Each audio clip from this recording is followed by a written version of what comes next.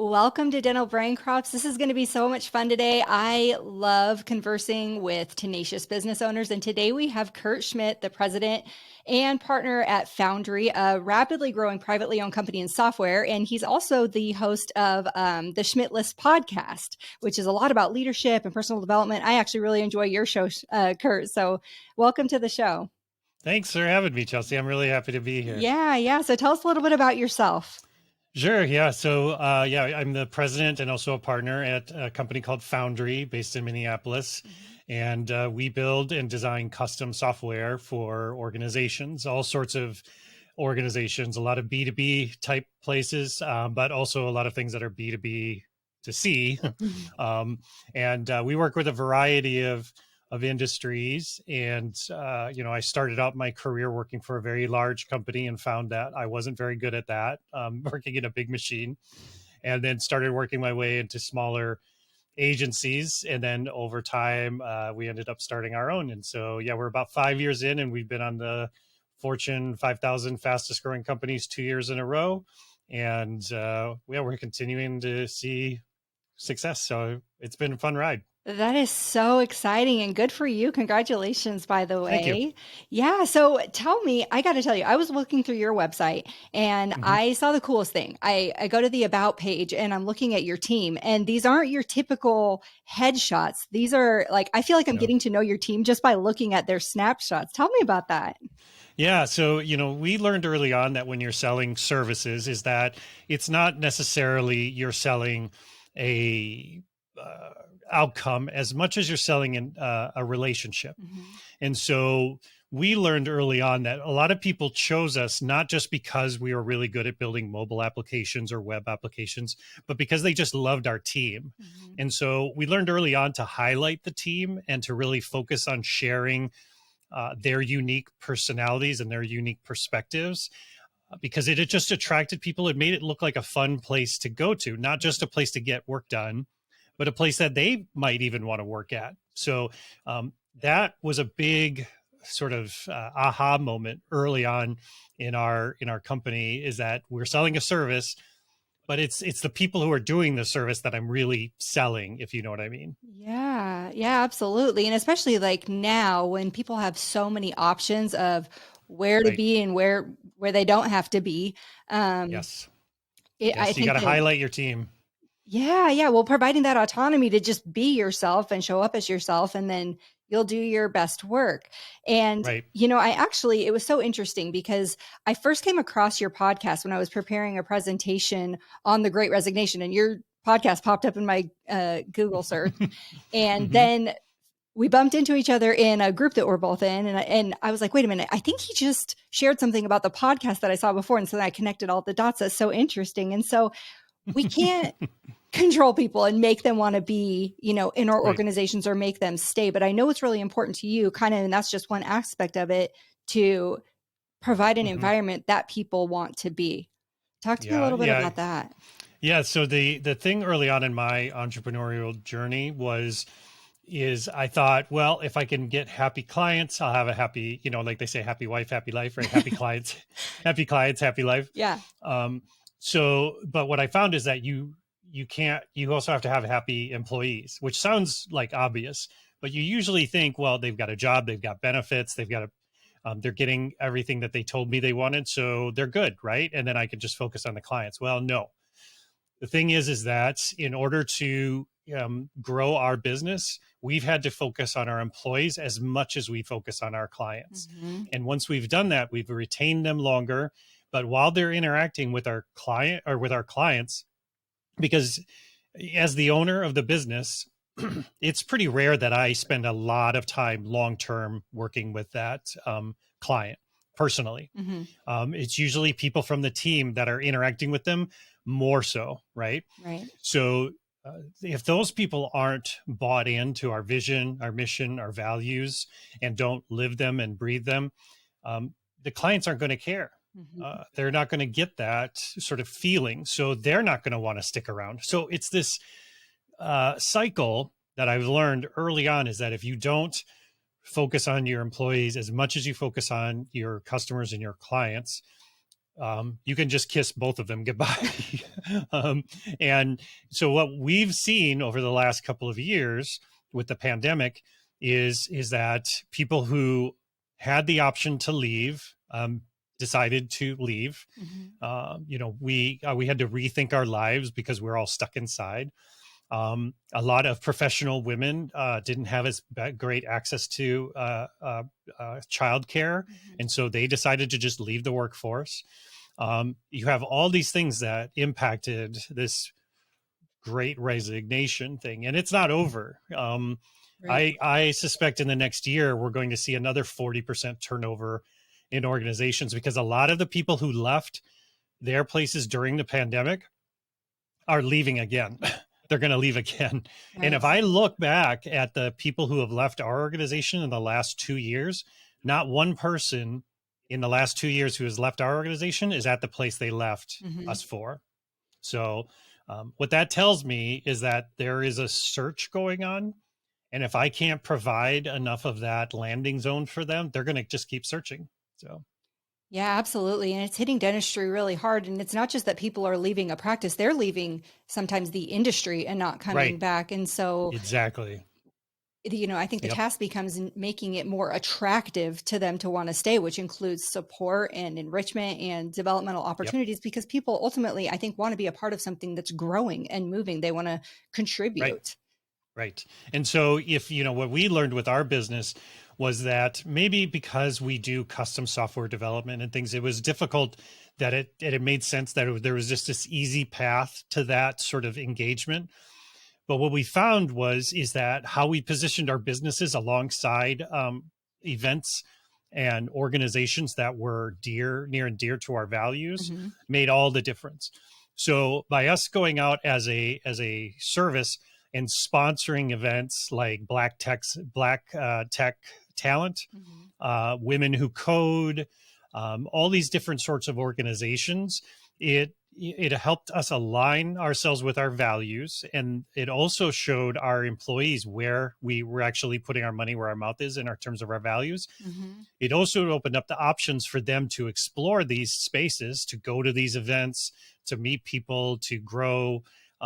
That sort of stuff really helped a lot with how we positioned the company. So we didn't just look at like our service and our employees would just make all the change. Like we as leaders had to kind of go out there and say, this is the space that is most like what we want to be like. It will never be that place. But this is the place we want to be aligned with. And so come with us, employees, come participate in these sorts of things, come to these events. And it was really powerful.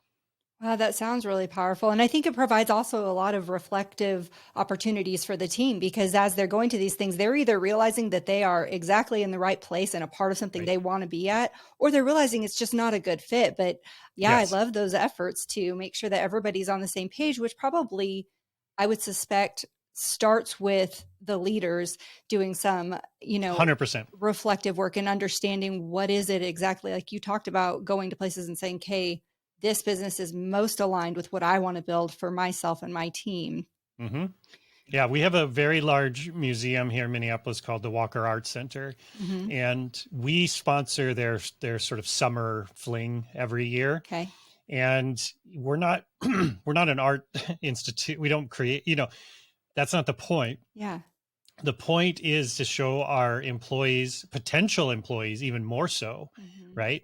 Is that these are the types of organizations locally that we are aligned with. So if you like their values, you will like our values. Hmm. And so our organization can be a vehicle to help you achieve those sort of goals that you have, even if it's not exactly the type of work that you hoped to do for the next 40 years. um it gets you closer to that sort of world that you want to be a part of. And so for me, it's all about how do we align ourselves as an organization outside of the office versus just when they come in the closed doors, do I have a nice thing with awards up and lots of fancy machinery and things like that. nobody cares. Mm-hmm. Mm-hmm. Yeah, no, like ultimately just asking yourself, like, are these people better for having been a part of our organization, or Right. did they have to struggle to be a part of our organization? Right. Right. Because if you know, let's say you go to a an outdoor festival this year and you see one of the sponsorships is like a lawyer's firm, you Mm-hmm. might think like, wait a second, like that's a place that aligns itself with this outdoor music festival. Like that sounds like an interesting place. Do you know what I mean? It's Yeah. things like that where in those types of events and those types of sponsorships and those things are not that expensive. They don't take a ton of money. Mm-hmm. But again, it is sort of this virtue signaling that you are sending out to prospective employees that says this is the type of place you be working at. Now, obviously you're not doing outdoor events. That's Mm-hmm. not the point. The point is that your mindset and your values are aligned with these types of organizations. Yeah, I mean, we can become really compartmentalized and be like, okay, I'm 100%. dental, so I'm in dental and I'm looking at other dental industry, dental companies that are doing what I think that dental should be like, or, I'm Right. in software, so I should, but actually it's only ever humans interacting and doing business with humans. And so I love that you're being really intentional about bringing that to the forefront and shining a light on who you are so that we can see, everybody can see who you are, what you're offering and why, which Right. takes it still circles back to being incredibly intentional about your own thought processes and taking the time to figure that piece out. So I love watching those videos where it's a time lapse and I get to see a building be built in like Yeah. 2 minutes, or a sandcastle be built in like 3 minutes. So tell me kind of like, what is the evolution of this? So you've done amazing Hmm. things in 5 years. Did you always know that you wanted to be in the software industry? And Yeah. tell me That's a a great little bit question. about that. Yeah, well, my personal journey, I started out as a doer. I was a designer and a developer Mm-hmm. many years ago, and I found over time when I started growing in my career and building I was being charged with building my first team, right? And so at a lot of organizations, right, they're like, "Oh, you're the best designer we have, so you can be in charge of the design team." Oh. And so I was like, that sounds great. It's a promotion and it's more money, but I had no idea what I was doing. You know, uh, and so, but I did learn over time that I found I was much better at um, rallying the teams, or I was more organized. And so it eventually became very clear that I was good at managing these teams and growing the teams. Mm-hmm. I was good at hiring, performance management, project management, product development, and so I really started focusing my career less on the implementation and more on the sort of strategy side of the work. Okay. And so I worked in a number of organizations, a lot of fast growing organizations. And basically the bottom line was is I kept yelling at the ownership to change their ways to do things differently till I finally just said, all right, I have a chance to put up or shut up. So went and did our own, but it took a lot of years to build the confidence Mm-hmm. to Mm-hmm. do that, and like I said, I thought that the thing was to focus on client, and everything else would sort itself out. But I learned very quickly that if my team wasn't providing a service that differentiated us, it didn't matter. I could, all the clients I was just replacing clients all the time. Mm-hmm. And that was the biggest problem we see. And I'm sure you see this in dentistry. Getting new clients is very expensive Right. versus retaining clients, right?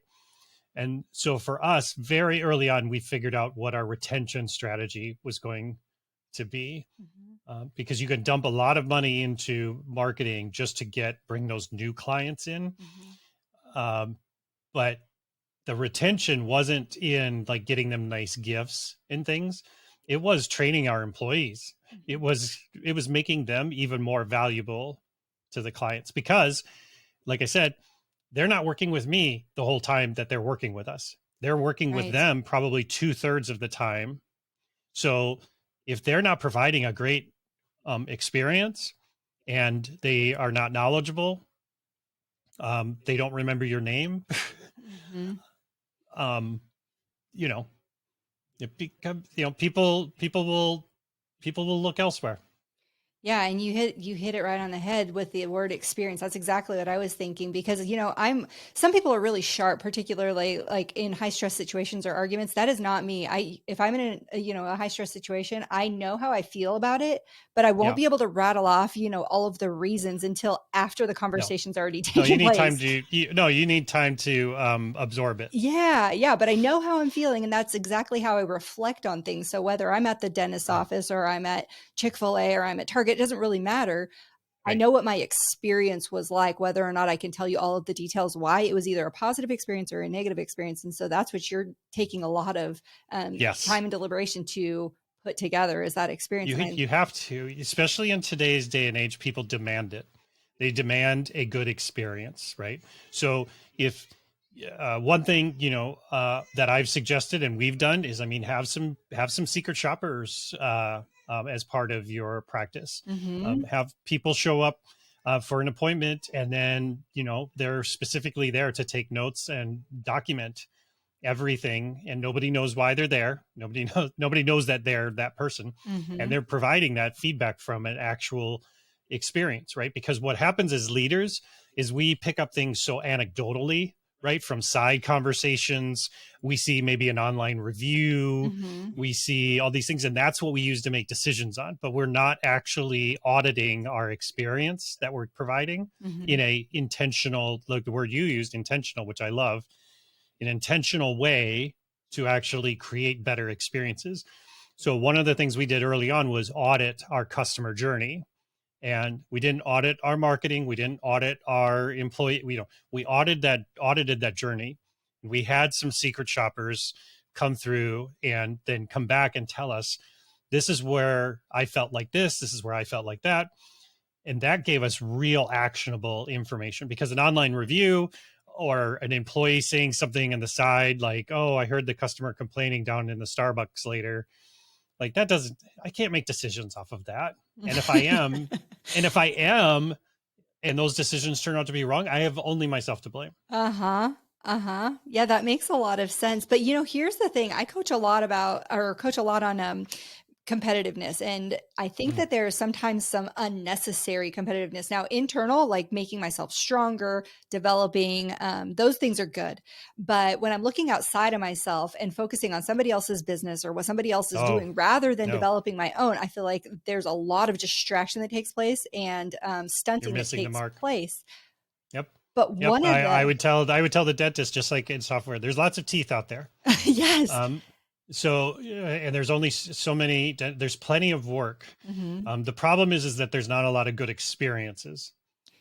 Well, and I think underneath that, there's not a lot of, there's like this misconception that there's only one type of good experience. And so, what you're Hmm. defining of getting clear on the type of business that you operate and making everything and everyone in it align with that vision, the people that are going to enjoy that type of experience are going to be drawn to you. And the people that aren't are going to go to the next agency Yes. that has a different style, a different tone, a different feel. And that's not a bad experience altogether. It's just a bad Yep. experience for the wrong person. Exactly. So let me give you an example of a project we worked on where we did help design some experiences. Would give you an idea Mm-hmm. of kind of the power of that. So we worked with a home healthcare provider in Philadelphia, Mm-hmm. and in order to sign up to be a part of the home healthcare network, it was about a 4-hour application process. Okay. So you had government forms, city forms, state forms, you had background check, you had all these different things. It took about 4 hours. Mm-hmm. And they said, this is costing us so much money to bring in these new people because of the high cost of engagement.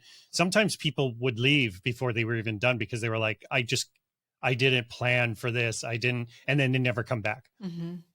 So what we did is we took that process and we digitized it, where in a touch screen application, they could be just sitting there. They can just sign their name once and it signs all the Oh, applications, that's nice.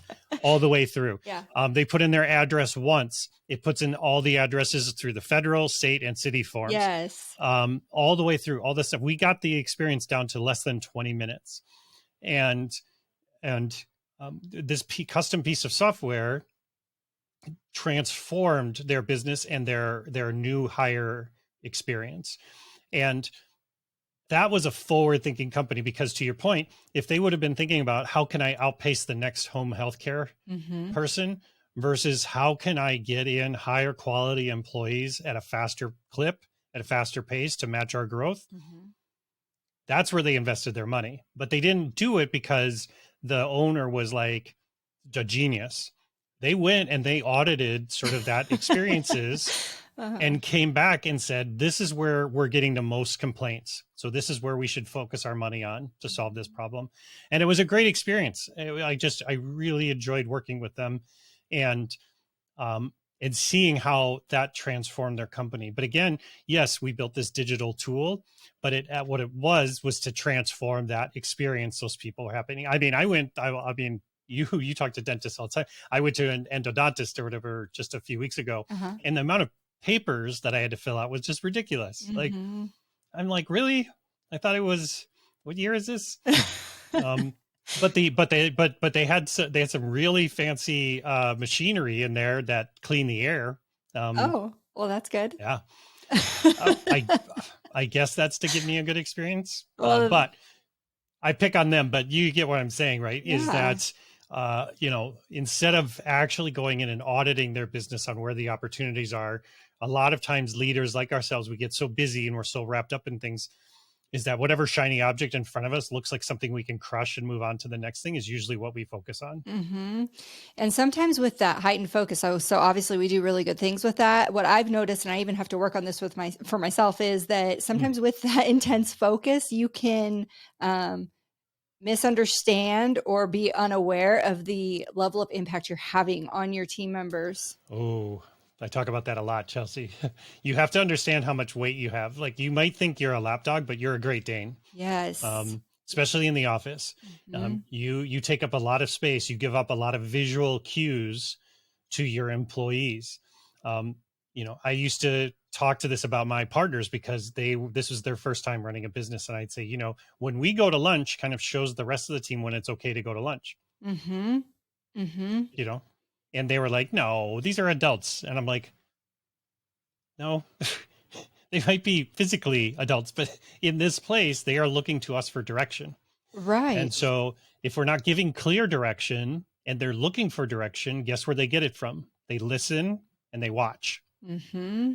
And so if you're not kind of living your values, if you're not speaking your values, you're giving off very different vibes, and you can really throw people off because they'll just make up the stories themselves. Absolutely. And that is even more scary than usually what the truth is. I was talking to a client the other day and he was telling me what an awful day it was and why. And he said, but luckily my team didn't notice. And I said, oh no, your team Oh, they noticed. noticed. Trust me, your team noticed. Oh, they but noticed. but the perception is if I'm not saying it or I'm not projecting, Yeah, what's going on, then nobody must be picking up on it. And that's exactly. just not the case. It's And not the case. yeah, You got it. And there's a difference between, burdening your employees with information they don't need. right. But again, if they don't understand what your priorities are and you're not communicating with them, Mm-hmm. then, you can seem like a micromanager. And here's the misconception. I talk about this a lot on my show, is that people usually have the wrong um, perception of what micromanagement is. Micromanagement is not just sitting there looking over people's shoulders all day, every day. Mm-hmm. What micromanagement is it's a reflection on poor management. It's because you're inconsistent. So Mm-hmm. some days you're really engaged and other days you're aloof. And consistency is key to great management. If you are inconsistent, what happens is what we call the swoop and poop, the seagull maneuver. Everything's going fine. And then all of a sudden you swoop in and you're like, why aren't these people filling out this stuff? And you're Mm-hmm. like, what? This is a priority now? I have to drop everything I'm doing to work on this thing now? And then they're gone. They take off. And then Mm-hmm. they show up 3 days later and they're like, where's that thing you were working on last week? Well, I stopped working on that because you said, why isn't nobody filling out this form? So I started working on this.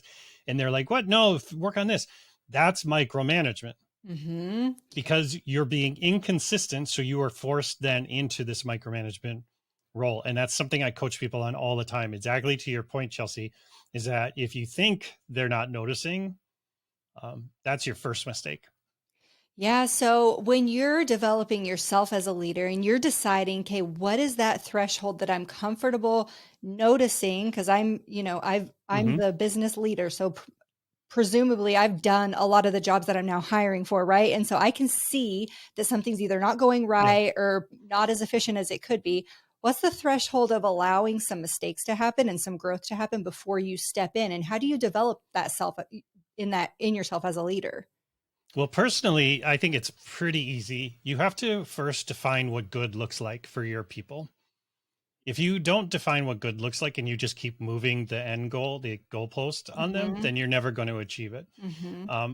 So you first, Simon Sinek has a great book called Start with Why. Yes, love that Um, book. and so I suggest that to every leader because you have to understand why this is important and explain to people why this is important. So if I want the customer to have a great experience when they come in the door, I have to explain why that's important to people. I can't just assume that they know that a good experience is a good experience. You know what I mean? Mm-hmm. And then I have to show them what good looks like, what the outcome, what good looks like to me. Because ultimately, I am accountable and responsible as the owner Mm-hmm. for what good is, right? Mm-hmm. And I've had other leaders argue with me and say, well, this is why I hire talented people. I pay these people lots of money. Yes, yes, you do. And so now they should be even more receptive because they're such professional people to what good looks like and why it's important to you. Mm-hmm. So it's not that they should just know these things out of the gate. That's not your business is different than that person's business. Your whys are different than their Right. whys. So just because they have a long history or a long experience working in the same industry doesn't mean they understand your why and why you're doing things differently. So I think it's really key to being able to share that. You don't need to tell people how to do their jobs, but you do need to show them what good looks like.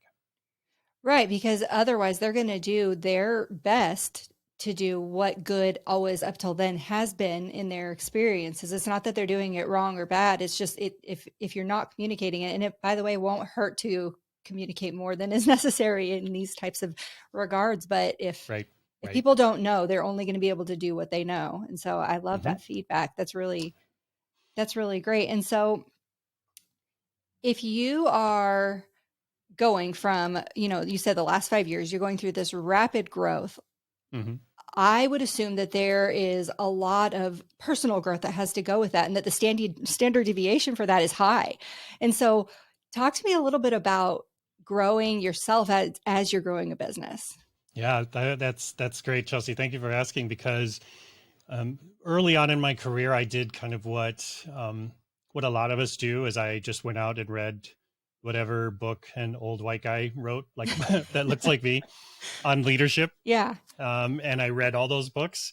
And the thing is they're great, but they're mostly theoretical. There's Mhm. not a lot of tactical information. Again, like I said, I love Simon Sinek, but again, a lot of it is very theoretical. Mhm. It's not very specific to my business, my customer, Right. my employees. It gives me ideas, but then what do I do with that? Mhm. So for me personally, doing the podcast has been a real strong personal growth Okay. tool. Yeah. So putting myself out there, going and doing speaking events, Mhm. right? Because my father was a minister, and so he always taught me the people who learn the most are teachers. Um, and so he always had taught me the more I could go out and put myself out there, the more I'm going to learn from other people. So Mhm. going out and doing speaking events, going to industry conferences and networking with folks and meeting other colleagues and people and building relationships with them. Because I've always learned more from people's experience, other people's experiences than I have from books. Mhm. So the better my network was, the more I could go to my network with those questions and those challenges to talk them through Mhm. versus diving into some book I might have highlighted 5 years ago and doesn't help me. But also sometimes you just need. Have you ever heard of the talking to a duck sort of um, uh, uh, I don't know analogy? Yeah, Um, yeah. so sometimes you just need somebody who's a duck, somebody somebody who you're like talking through and they're like, and tell me more and tell me more. And then you just end up solving your own problem because you were able to talk it out. Right. Yes. So that's again where that strong network and that trust with those colleagues comes into play. Mm-hmm. So for me, it's been really about building a strong network has helped me grow immensely. Yeah, me too. I am piggybacking off of what you're saying. I think that, you don't know what you don't know until you realize it's there. And so sometimes just being even a part of the group that we're engaged in together, you go into it with a question, you get your question answered because somebody else asked it, but now you realize that with that new answer, there's all these other things you've got to figure out or that you're interested Yep. in. And so compounding your network and your resources is just so powerful. I completely agree with you. Yeah, network is your net worth, right? So, so the better, stronger your network is, right? And they also say, right, you're a conglomerate of the 5 people that you're Yes. mostly surround yourself with, right? So you have to keep leveling up your network as you level up your career. Mm-hmm. That doesn't mean you have to cast old friends aside and things like that. No, but you need to constantly be leveling up the people that are in your network that are professional colleagues of yours and diversifying them too, right? Mm-hmm. So the more that they have the exact same background as you, the more they look exactly like you, all those things, right, Mm-hmm. have been really powerful change agents for me because working in software is primarily a very white male dominated sort of industry. Yeah. And the idea of building my network out has really helped me not only build out the diversity in my network I want, but build out the diversity in my team that I want. And that's been really powerful as well. Absolutely. And then it just goes back to what we were talking about earlier when we're only ever working with other humans. And so the more that we can understand the way that people Mm-hmm. think, how they feel, how they interpret the world, the better we can serve the people we're working with. And I would just say on the opposite side of that, being willing to be that person for somebody who's, further, at the bottom of the mountain that you've already climbed part of, Yes. allowing Yes, them to because expand their network into. you want to pay it forward, right? I always tell people, like, a big part of my show is me yelling at my 20-year-old self. Um, don't do it this way. But I wouldn't be here without the mistakes that I made, so I don't have any regrets. Same. I'm not successful because I was born smarter than anybody else or I had a better education than anyone else. But I was able to recoup fast from my mistakes that I made and learn from them. And that's why I'm here where I'm at today. And so for me, part of going on that journey is to be able to be that person for other folks as well. So in my spare time, when I'm not taking care of kids or a business, I also coach a lot of agency owners and business owners on how to build a good culture, how to build a safe operation, how to build a strong sales pipeline. And I just enjoy it. It's not a professional business, but it's something that I get a lot of value at because just like I said, the more I can put myself in a teaching position, Mhm. the faster I learn. Yeah, and I'm sure that you have a lot of people that are really grateful that you're willing to do that as well. If somebody wanted to learn more about what you're doing or Yeah, connect with you, what would be, you have the podcast, which I love, the Schmidt I List. do. It's Yes. on YouTube. Got a website. Yep. But how else? What else would you Yeah. recommend? Yeah. Well, it's funny, I'll tell you this quick story about the name of the show. Yeah. So, when I was starting it, I thought, well, I'll just name this sort of the, leadership in business podcast thing. And I was like, it's boring. And my wife has said, well, you've got this big list of people you want to have on the show. It'd be really funny if you just said, you want to be on my Schmidt list. And I think we had some wine at the time. And so I bought the domain because I thought it was funny. And Yeah, then here we are 5 years later. I love And it. it's something that people remember it. So I enjoy it. Yeah.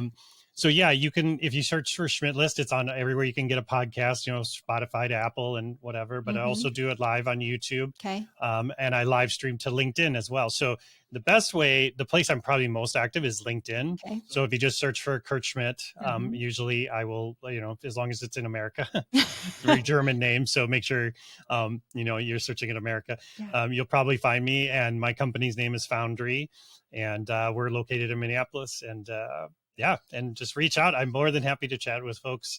I'm always looking for guests for my show too. And Chelsea, you're going to come on my show Absolutely. Yeah. sometime. Thank you. So I think it would be great. I'm always looking for guests, so please reach out.